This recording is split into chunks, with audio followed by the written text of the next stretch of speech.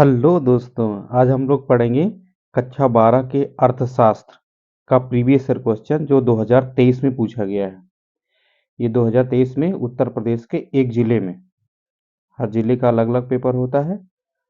तो ये मथुरा जिले का पेपर है, 2023 का पुराना पेपर। हम उसे प्रैक्टिस के लिए सॉल्व करेंगे। देखो, पहला क्वेश्चन बहुविकल्पी है। सकारात्मक अर्थशास्त्र संबंधित है। सकारात्मक अर्थशास्त्र का मतलब है पॉजिटिव इकोनॉमिक्स किससे संबंधित है? तथ्यों से यानी फैक्ट से, या सुझाव सजेशन से, या आ और बा दोनों से, या इनमें से कोई नहीं। यदि आप नेचर ऑफ इकोनॉमिक्स पढ़ेंगे तो उसमें दो प्रकार का होता है, एक होता है पॉजिटिव इकोनॉमिक्स, एक होता है नॉर्मेटिव इकोनॉमिक्स। तो पॉजिटिव इकोनॉमिक्स क्या है से संबंधित है? फैक्ट से संबंधित है, तथ्यों से संबंधित है। तो आपका आंसर होगा ये। यदि नॉर्मेटिव इकोनॉमिक्स होता तो आपका आंसर ये हो जाता। ठीक है, नॉर्मेटिव का मतलब होता है सुझाव देना, क्या होना चाहिए से संबंधित। ठीक है, अब दूसरा क्वेश्चन देखो। जब मांग वक्र एक्स अक्ष के समानांतर होता है तो मांग की लोच होती है। जब मांग वक्र आपका एक्स अक्ष के समानांतर होता है, एक्स अक्ष का मतलब जब आप मांग वक्र का ग्राफ बनाते हैं तो कुछ इस तरीके से बनता है, ऐसे। ये होता है एक्स अक्ष, ये होता है वाई अक्ष। यहाँ पर जीरो होता है। इधर वस्तु की क्या होती है? मात्रा, इधर कीमत। यदि मांग वक्र एक्स अक्ष के समानांतर हो, आपका मांग वक्र इसके समानांतर हो, एक्स अक्ष के समानांतर हो, डिमांड कर्व ऐसे हो जाए, तो इस पर मांग की लोच क्या होती? इस पर मांग की लोच होती अनंत। इलास्टिसिटी ऑफ डिमांड होता है अनंत। ये बहुत आसान है मांग की लोच में। हमने अपनी चैनल पर ये सब अच्छे से समझाया है। जो अगर आपको नहीं आता है तो जाके चैनल पे प्लेलिस्ट में जाइए, आपको वहाँ सारा ये क्वेश्चन आसानी से मिल जाए सॉल्व करने को। तीसरा क्वेश्चन देखिए, अर्थशास्त्र के जनक कौन कहे जाते हैं? सभी को पता है अर्थशास्त्र के जनक कौन है? Adam Smith. ठीक है, इस वाले का क्या होगा? अनंत। दूसरा का आंसर क्या होगा? अनंत। तीसरा का आंसर क्या होगा? Adam Smith. अब आगे चलते हैं।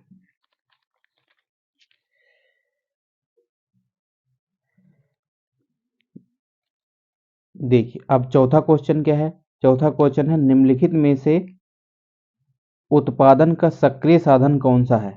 निम्नलिखित में से उत्पादन का सक्रिय साधन। ठीक है, आप जब उत्पादन वाले चैप्टर में पढ़ेंगे, जो तीसरा चैप्टर है, वहां उत्पादन के दो प्रकार के साधन होंगे, एक अल्पकालीन साधन और एक दीर्घकालीन। ठीक है, दीर्घकाल में सभी साधन परिवर्तनशील हो जाते हैं, अल्पकाल में स्थिर साधन और परिवर्तनशील साधन होता है। जिसमें परिवर्तनशील साधन होता है श्रम, तो आपका आंसर हो जाएगा श्रम। यानी सक्रिय, सक्रिय का मतलब यहाँ पर है परिवर्तनशील साधन से। तो परिवर्तनशील साधन होता है श्रम, बाकी श्रम, पूंजी इत्यादि सब स्थिर साधन होते हैं। तो आपका आंसर हो जाएगा सी। अब देखो, नेक्स्ट क्वेश्चन है, 10 श्रमिकों की कुल आय 1,000 रुपये। 5 श्रमिक बढ़ाने पर उनकी कुल आय 1,500 हो जाती है। तो औसत आय यानी एवरेज रेवेन्यू पूछा है, एवरेज रेवेन्यू ए आर पूछा है। 10 श्रमिकों की कुल आय कितना है? 1,000 है, और 5 श्रमिक बढ़ गए तो कितना हो गए? 15 श्रमिक। कुल 15 श्रमिकों की आय, 15 हो गए हैं श्रमिक, और उनकी आय हो गई 1,500। ठीक है, तो पूछा जाता है एक श्रमिक औसत क्या है? तो 15 से 1,500 को 15 से भाग दे दो आप। 15 इकन्नम 15 और 15 इकन्नम कितना बच गया? 100। तो आपकी ए आर कितना आ गई? ए आर आ गया 100 के बराबर। ए आर कैसे निकलता है?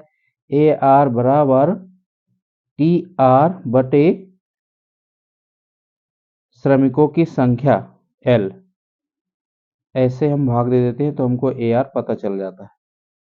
ठीक है, जब अब 15 श्रमिकों की संख्या हो गई 1,500, और कुल 15 संख्या हो गई, तो 1,500 को 15 से भाग देंगे तो 100 आंसर आपका आ जाएगा, होगा आंसर सी। छठा क्वेश्चन, भारत के केंद्रीय बैंक का नाम क्या है? भारत के केंद्रीय बैंक का नाम है रिजर्व बैंक ऑफ इंडिया। वर्तमान में भारत में कितने राष्ट्रीयकृत बैंक है? तो अभी वर्तमान में भारत में राष्ट्रीयकृत बैंकों की संख्या है 12।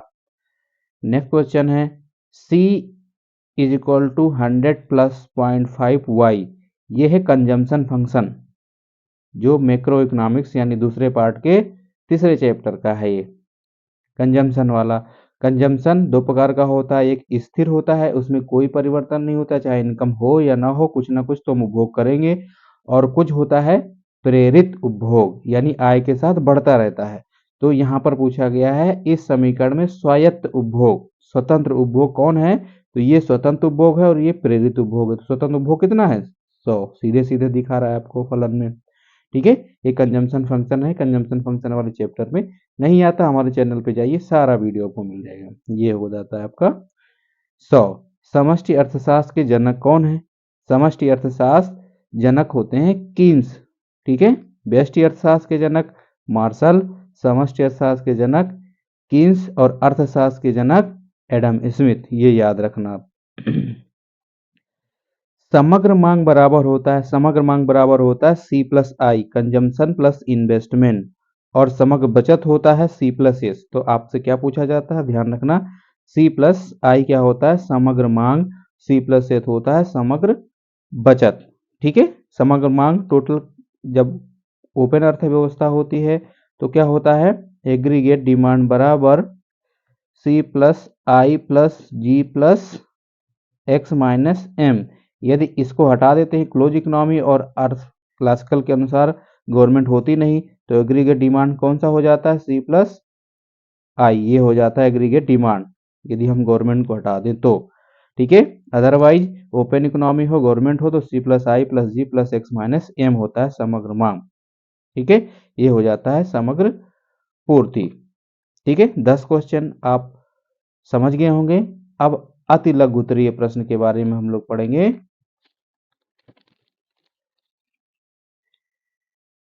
ये है आपका अति लघु उत्तरीय प्रश्न। अति लघु उत्तरीय प्रश्न क्या है? किसी अर्थव्यवस्था की केंद्रीय समस्या क्या है? Central problem of an economy. आप यदि पढ़े होंगे पहले चैप्टर में, तो किसी भी अर्थव्यवस्था की 3 प्रमुख समस्याएं होती हैं। क्या उत्पादन किया जाए? क्या उत्पादन किया जाए, नंबर 1। दूसरी सबसे बड़ी समस्या, कैसे उत्पादन किया जाए? कैसे उत्पादन किया जाए। नंबर 3, किसके लिए उत्पादन किया जाए? किसके लिए उत्पादन किया जाए।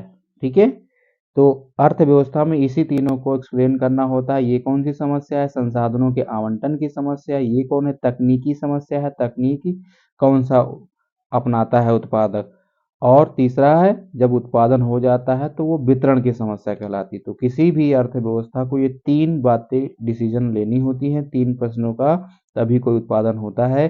पहली समस्या, क्या उत्पादन किया जाए, उसमें हम संसाधन कहाँ किस वस्तु के उत्पादन में लगाएं, और उस वस्तु को उत्पादन कैसे, लेबर ज़्यादा कर लगा के लगाएं या कैपिटल। तीसरा, उस वस्तु को बनने के बाद बेचे कहाँ। ठीक है, तो वितरण की समस्या। तो ये आप जब इतनी बात बता दोगे तो ये 3 नंबर का सवाल होता है। बहुविकल्प 1 नंबर का होता है और अति लघु उत्तरीय 3 नंबर का होता है। तीनों बातें बता दोगे तो आप 3 नंबर प्राप्त कर लेंगे। अस्थानापन्न वस्तु है। ठीक है, नेक्स्ट क्वेश्चन क्या है? अस्थानापन्न वस्तु। अस्थानापन्न वस्तु का मतलब क्या है? एक वस्तु के स्थान पर दूसरे वस्तु का परिवर्तन हो जाए, अदला बदली हो जाए। जैसे चाय और कॉफी, चाय और कॉफी, चाय और कॉफी कैसी वस्तु है? अस्थानापन्न वस्तु है, सप्लीमेंट्री गुड्स है। ठीक है, ये कौन सा है? सप्लीमेंट्री गुड्स है। तो हो गई सब। अस्थानापन्न वस्तुएं क्या होती है? एक का स्थान पर दूसरा परिवर्तित हो जाए। इसके आप व्याख्या करोगे, ग्राफ बनाओगे, तो आपको 3 नंबर मिल जाएंगे। आधुनिक युग में उत्पादन के साधनों के नाम लिखिए। तो आधुनिक युग में सबसे कॉमन उत्पादन क्या है? लैंड यानी भूमि, भूमि, श्रम, पूंजी, साहसी, ये 4 प्रमुख साधन होते हैं उत्पादन के। ठीक है, इन उत्पादन के साधनों के बारे में बताएंगे। तो ये जो है आपको 3 नंबर मिल जाएंगे। एक वस्तु की मांगी गई मात्रा से आप क्या समझते हैं? एक वस्तु की मांगी गई मात्रा, विभिन्न कीमत दिए होते हैं। देखो ये है आपका मांग वक्र, यहाँ पर होता है कीमत, इधर होता है मांग मात्रा, यहाँ होता है मांग मात्रा, और ऐसे वक्र आपका बन जाता है डिमांड कर्व। तो जैसे जैसे कीमत घटती जाती है उसकी मांग बढ़ती जाती है।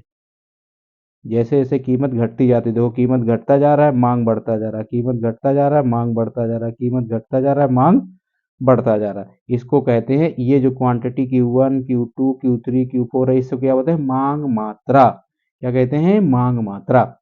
बेरोजगारी क्या है? नेक्स्ट क्वेश्चन देखो, बेरोजगारी, अनएम्प्लॉयमेंट, जब किसी समय पर कोई व्यक्ति मजदूरी दर पर, जो दर मार्केट में स्थिर हो उस पर काम करना चाहता हो लेकिन काम ना मिले, तो उस दशा को बेरोजगारी कहते हैं। पुनः समझिएगा, दूसरे शब्दों में, किसी समय पर बाजार में दिए गए मजदूरी दर पर कोई उपभोक्ता, कोई श्रमिक, कोई कार्य करने वाला व्यक्ति काम करना चाहता हो फिर भी उसे काम ना मिले, तो उस दशा को ही बेरोजगारी कहते हैं। नेक्स्ट क्वेश्चन 16 नंबर देखिए, शिक्षित बेरोजगारी, यदि कोई व्यक्ति किसी पार्टिकुलर कार्य में दक्ष हो, एजुकेट हो, उसके अंदर स्किल हो, जैसे कोई टाइपिंग जानता हो लेकिन उसे टाइप का काम ना मिले, कोई लेक्चर देना जानता हो, लेक्चर काम ना मिले, कोई मास्टर की डिग्री लिया हो लेकिन उसे मास्टर बनने का मौका ना मिले, ठीक है, कोई ग्रेजुएट हो, ग्रेजुएट के तरीके से जॉब उसको ना मिले, तो उसे क्या कहलाते हैं? शिक्षित बेरोजगारी। प्रत्यक्ष करके 3 उदाहरण बताओ। नेक्स्ट क्वेश्चन क्या है? प्रत्यक्ष करके 3 उदाहरण। प्रत्यक्ष करके 3 उदाहरण का मतलब क्या है?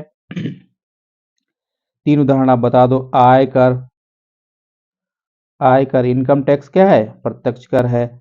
संपत्ति कर, संपत्ति कर किसका उदाहरण है? आयकर का उदाहरण है, तो यानी प्रत्यक्ष कर का उदाहरण है। और corporate tax, corporate tax, corporate tax, corporate tax इसका उदाहरण है, प्रत्यक्ष कर का उदाहरण है। ब्याज कर, क्या है? ब्याज कर, ब्याज कर। लाभ कर, लाभ कर, ये सब प्रत्यक्ष करों के उदाहरण। तो 3 तो कई सारे हो गए, ठीक है। तो आपको मुद्रा गुणक क्या है? नेक्स्ट क्वेश्चन, मुद्रा गुणक, मनी मल्टीप्लायर, मनी मल्टीप्लायर बराबर होता है, इसको कहते हैं K is equal to 1/1 minus MPC, marginal propensity to consume. एक तो ये हो जाता है, दूसरा के इज इक्वल टू 1/MPS, दोनों में से किसी को आप मुद्रा गुणक के रूप में लिख सकते हो, ठीक है। ये डिटेल में आपको जानना है तो पूरी वीडियो हमारे चैनल पे जाके देखना होगा। नेक्स्ट क्वेश्चन देखो, मांग के नियम से आप क्या समझते हैं? एक उदाहरण और चित्र की सहायता से समझाइए। मांग का नियम क्या है?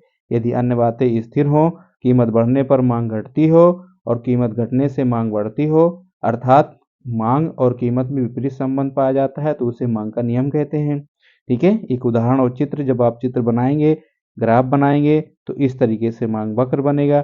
टेबल बनाएंगे तो P क्या है, Q क्या है? P10, तो Q20, P8, ये 30 हो गया, टेबल बन के तैयार हो गया, ठीक है। मांग के नियम को फॉलो करता है।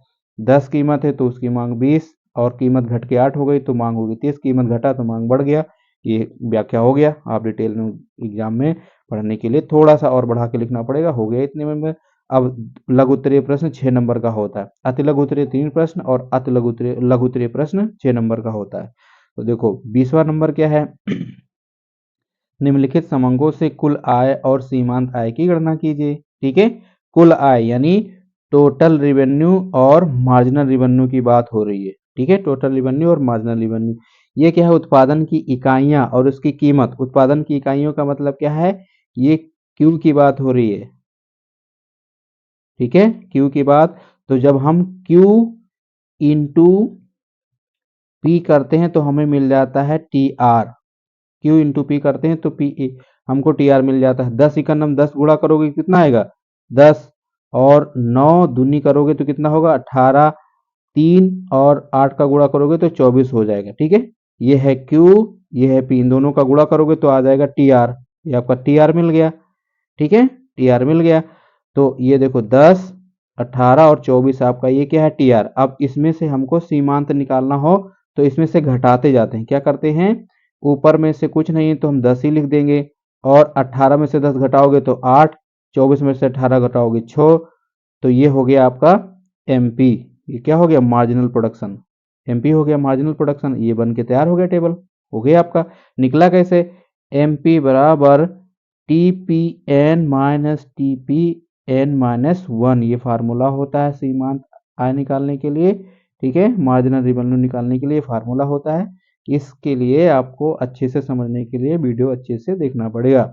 नेक्स्ट क्वेश्चन देखो, अनधिमान वक्र क्या है। अनधिमान वक्र एक उदाहरण और चित्र की सहायता से समझाइए। अनधिमान वक्र क्या होता है, दो वस्तु, ये होता है x और एक होता है y, दो वस्तुओं के ऐसे विभिन्न संयोग जिसपे समान उपयोगिता समान संतुष्टि को प्रदर्शित करता हो तो उसे अनधिमान वक्र कहते हैं। चित्र की सहायता से इस प्रकार से बनेगा तब 6 नंबर मिलेगा। उसकी मान्यता, उसकी ग्राफ, उसका टेबल बनाना पड़ेगा तो आपको मिलेगा। ये दूसरा चैप्टर में है, हमने अच्छे से हमारे चैनल में बताया है, आप जाके वहाँ प्ले लिस्ट में चेक कीजिए और पढ़िए अच्छे से। मुद्रा को परिभाषित कीजिए। मुद्रा क्या है, एक विनिमय का माध्यम है और कुछ नहीं होता है। मुद्रा की परिभाषा मुद्रा क्या है, मुद्रा विनिमय का माध्यम होता है।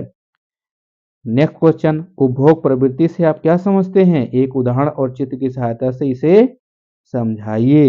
एक उपभोग प्रवृत्ति से क्या समझते हैं। उपभोग प्रवृत्ति क्या होता है, उपभोग और उसके मध्य तत्वों के मध्य पाए जाने वाले संबंध को क्या कहते हैं, उपभोग प्रवृत्ति कहते हैं। ठीक है, C is equal to function of y, ये क्या होता है, उपभोग फलन होता है। उपभोग प्रवृत्ति आपको बताना है तो उपभोग प्रवृत्ति होता है एक सीमांत, marginal propensity to consume. Marginal propensity to consume क्या होता है, delta C by delta y। Average propensity to consume क्या होता है, C बाई y। ठीक है, तो इस तरीके से उपभोग प्रवृत्ति आपको डिटेल में चर्चा करनी है तो 6 नंबर में मिले। भुगतान संतुलन और व्यापार संतुलन में अंतर क्या होता है। जब आप भुगतान संतुलन पढ़ोगे तो वहां पर दृश्य मद और अदृश्य मद मिलते हैं। जो केवल दृश्य मद होता है वो व्यापार संतुलन होता है, और दृश्य मद और अदृश्य मद दोनों शामिल किया जाता है तो भुगतान संतुलन हो जाता है। अब ज्यादा डिटेल में चर्चा करेंगे तो आप ज़्यादा बोरिंग हो जाएगा। ये पेपर हम सॉल्व कर रहे हैं, हम ज़्यादा कुछ नहीं समझ रहे हैं। तो ठीक है, केवल आपको प्रेरित कर रहे हैं ताकि जाके आपको पढ़ें और कैसे क्वेश्चन आता है ये समझ लें। नेक्स्ट देखिए 25 नंबर यानी विस्तृत उत्तरीय प्रश्न है जो 10 नंबर में आता है। कितने नंबर में, 10 नंबर का सवाल है। राष्ट्रीय आय को परिभाषित कीजिए, इसे मापने में कौन सी कठिनाइयां आती हैं समझाइए। तो राष्ट्रीय आय आपको पता है राष्ट्रीय आय क्या है। राष्ट्रीय आय हम डिटेल में चर्चा करेंगे तो ज़्यादा लंबी वीडियो हो जाएगी, आपको हमारे चैनल पे जाना होगा। राष्ट्रीय आय को बहुत सारी अवधारणाएं हैं, उसे आपको पढ़ने पड़ेंगे। एक वित्तीय वर्ष में जो कुल उत्पादन किया जाता है नागरिकों के द्वारा उसके सभी योग को हम राष्ट्रीय आय कह देते हैं। या ये क्वेश्चन के नहीं करना है तो ये किसी देश के केंद्रीय बैंक के प्रमुख कार्य बताओ। तो केंद्रीय बैंक के कार्य क्या है, बैंकों का बैंक होता है, नोट निर्गमन का कार्य होता है, मॉनेटरी पॉलिसी बनाता है, तो उसके कार्यों के बारे में चर्चा करना है। ठीक है, क्रेडिट कंट्रोल करता है, इस टाइप के कार्य उसको आपको लिखना पड़ेगा। फिर नेक्स्ट क्वेश्चन है, किसी वस्तु की कीमत में 5 रुपये होने पर उपभोक्ता 20 इकाई खरीदता है और जब वस्तु की कीमत बढ़कर 7 हो जाती है तो 12 इकाई खरीदता है। इस स्थिति में मांग की लोच बताओ। बहुत आसान क्वेश्चन है। देखो वस्तु की कीमत कितना है, पी कितना है 5, और क्यू कितना है, क्यू यानी मांग कितना है 20 इकाई, 20 इकाई है। और दूसरा कीमत बढ़ करके पी टू कितना हो जाता है 7, और उस पर उसका घट करके मांग कितना हो जाता है 12। तो यहाँ दोनों का अंतर निकालोगे तो डेल्टा पी बराबर होता है, इन दोनों का अंतर होगा 2 और इन दोनों का अंतर होगा 12 और 20 का अंतर होगा डेल्टा क्यू बराबर होगा 8 के। ठीक है, डेल्टा क्यू बराबर 8। अब आपका जो इलास्टिसिटी का फार्मूला होता है कुछ इस तरीके से होता है, इलास्टिसिटी ऑफ डिमांड बराबर डेल्टा क्यू बटे delta P into P by Q. ये कैसे आया है, जाना हमारे चैनल पे आपको मिल जाएगा। इस फार्मूले में आप जब इस डाटा को रख देंगे तो आपका इलास्टिसिटी ऑफ डिमांड यानी मांग की लोच आ जाएगा। डेल्टा क्यू कितना निकल के आया, डेल्टा क्यू आया 8, 8 रख दिया। डेल्टा पी कितना आया 2, 2 रख दिया। अब पी और क्यू क्या होता है, पहला पी और पहला क्यू। पहला पी कितना है 5, और ये गुणा का निशान है, बटे क्यू कितना है 20। ठीक है, अब देखो 5 का नम 5, 5 चौको 20, 4 एक नम 4, 4 दूनी 8, कितना बचा, इलास्टिसिटी ऑफ डिमांड बराबर 2/2। 2/2 का मतलब 2 से 2 कट गया, बचा क्या, इलास्टिसिटी ऑफ डिमांड बराबर ए, इकाई लोचदार मांग है। कैसे निकल गया, इकाई लोचदार मांग। अब बस इतना ही करना है आपको, 10 नंबर मिल जाएगा बेटा। देखो यदि ये नहीं आता है तो बजट रेखा, बजट रेखा एक उदाहरण और चित्र बनाइए। तो बजट रेखा आपको पता है सीधे ऐसे बन जाता है बजट रेखा, हमने जाके आप चैनल पे देखिए खूब अच्छे से हम समझाया है। पूर्ण प्रतियोगिता से आप क्या समझती थी, प्रमुख विशेषता। ठीक है, विशेषताओं के बारे में हम वहाँ चर्चा किए हैं, पूर्ण प्रतियोगिता के बारे में। ये नहीं है तो न्यून मांग, इसके प्रमुख कारण पर चर्चा कीजिए। ये रहा आपका पेपर। यदि इंग्लिश में आपको देखना हो तो देखो ये क्वेश्चन हो गया आपके इंग्लिश में, पॉजिटिव इकोनॉमिक्स डील विथ। फिर दूसरा व्हेन डिमांड, आप लोग वही क्वेश्चन है जो इंग्लिश में है, आप देखिएगा, टाइम ना लगे इसलिए हम केवल आपको दिखा देते हैं कंफर्म करने के लिए। जो क्वेश्चन आप पढ़ चुके हैं उसी क्वेश्चन को आप इंग्लिश में देख लीजिए, सेम क्वेश्चन है। नेक्स्ट क्वेश्चन देख लीजिए, एक बार बता चुके हैं इसलिए हम टाइम आपका नहीं ले रहे हैं। ठीक है, ये सेम क्वेश्चन है। ठीक है, आप इस पेपर को एंजॉय कीजिए अच्छे से। Thank you so much.